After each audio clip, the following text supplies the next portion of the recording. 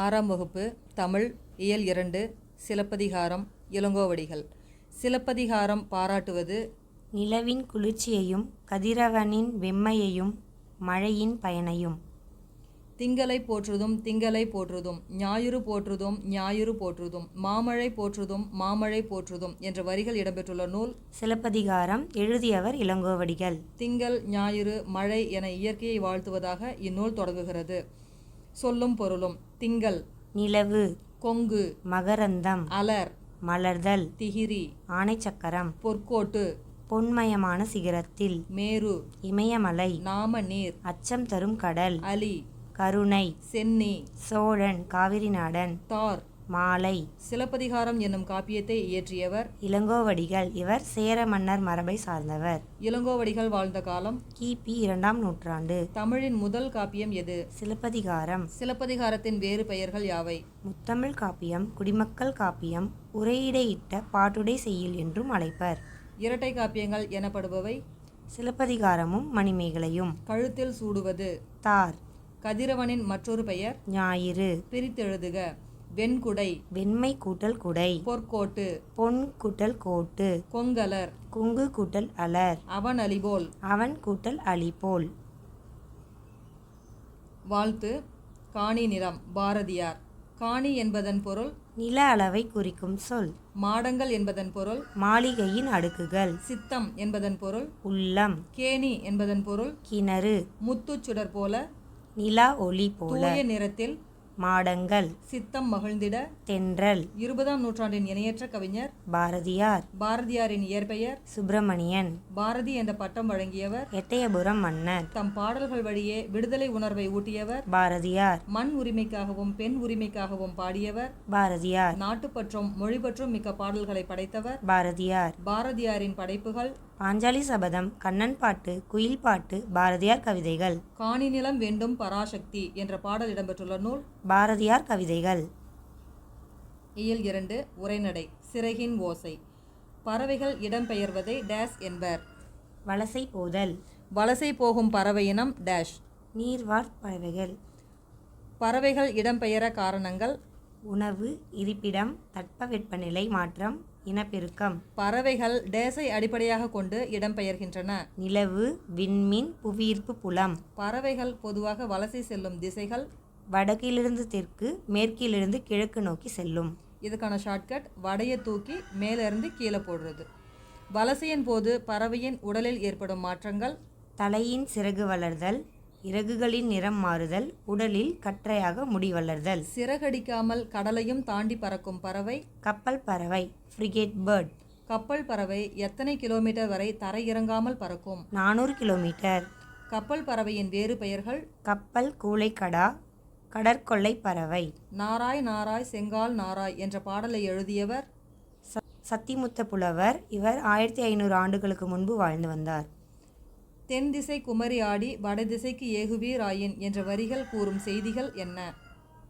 பறவைகள் வலசை போதல் பற்றி சத்திமுத்த புலவர் நாராய் நாராய் செங்கால் நாராய் என்ற பாடலில் கூறியுள்ளார். டேஸ் கண்டத்திலிருந்து தமிழ்நாட்டுக்கு செங்கால் நாரைகள் வருவது உறுதிப்படுத்தப்பட்டுள்ளது. ஐரோப்பா நாட்டிலிருந்து. வெளிநாட்டு பறவைகளுக்கு புகலிடமாக திகழும் நாடு தமிழ்நாடு. தற்போது வெகுவாக அழிந்து வரும் பறவை இனம் சிட்டுக்குருவினம்.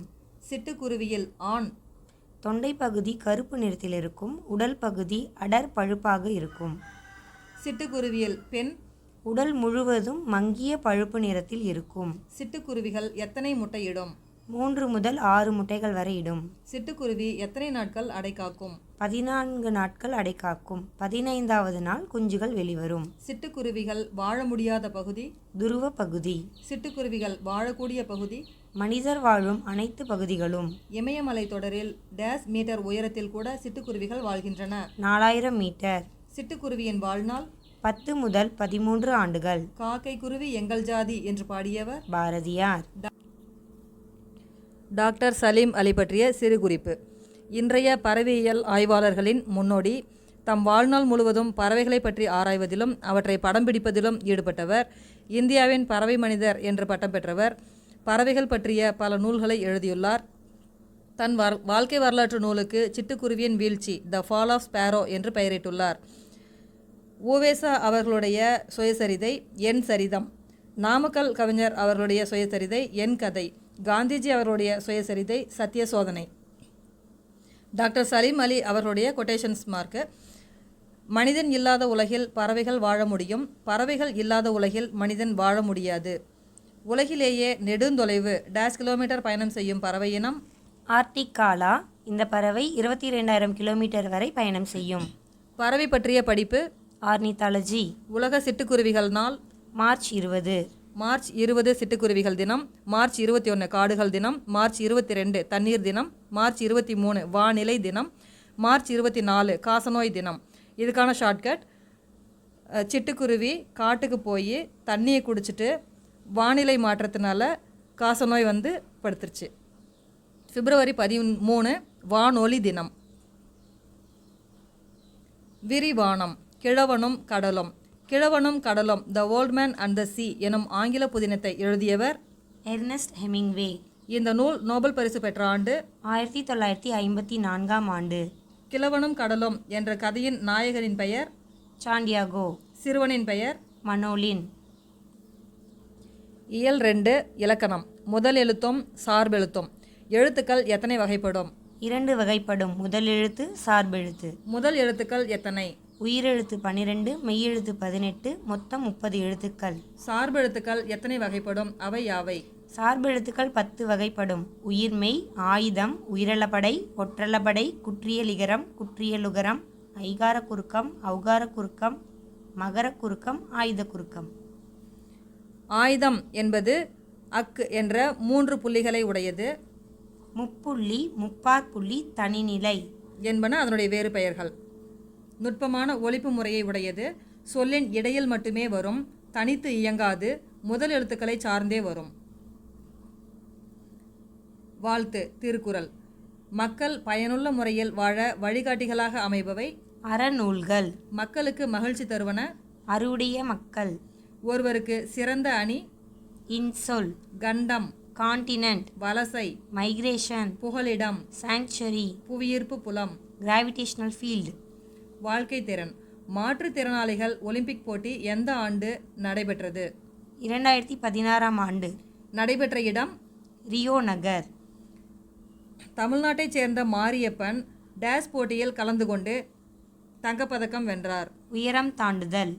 கடல் என்று பொருள் தரும் வேறு சொல் பறவை. புல் என்பதன் வேறு பெயர் பறவை. சரணாலயம் என்பதன் வேறு பெயர் புகலிடம். திங்கள் என்பதன் வேறு பெயர் நிலவு.